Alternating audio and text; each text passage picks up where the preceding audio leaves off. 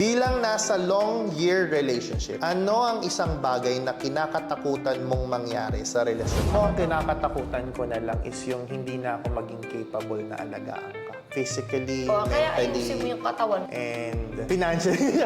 De, more on siguro yung, kasi syempre tatanda really have to tayo. take- yeah, we really o kaya have to naman take care of inevitably yung kakasakit, Yeah, ganyan. yeah. O kaya naman yung tipong wag naman sana, may mga accidents or ganyan. Yun lang yung Sabagay. kinakatakot. Kasi what if, di ba? Totoo. Halimbawa, alam mo, sobrang bilib ako dun sa mga relationship na kahit na after na nagkasakit nung partner nila, they're still there. Ang hirap Diba, nung ang hirap mapunta sa nun? ganong sitwasyon. Yeah, so- Parang kahit ako, hindi ko rin sure kung kakayanin ko. Diba? Pero I think I can Sobrang or I nakakabili. will. Parang, di ba, you wouldn't want that. Yeah, sa Di ba bagay. may mga ganyang Totoo. relationship na nakikita ko yun sa Facebook, sa YouTube. Minsan nga may mga artistang ganun, di ba? Yung bigla na lang nagkasakit. Totoo Kung okay naman sila, tapos all of a sudden biglang nagkasakit yung partner mo. Sobrang bilib ako dun sa mga magkakaroon ng partner na comatose. Ako natakot ako para sa sarili ko na mapunta ako dun sa situation na ako yung magkakasakit. Kasi hindi na kita maaalagaan.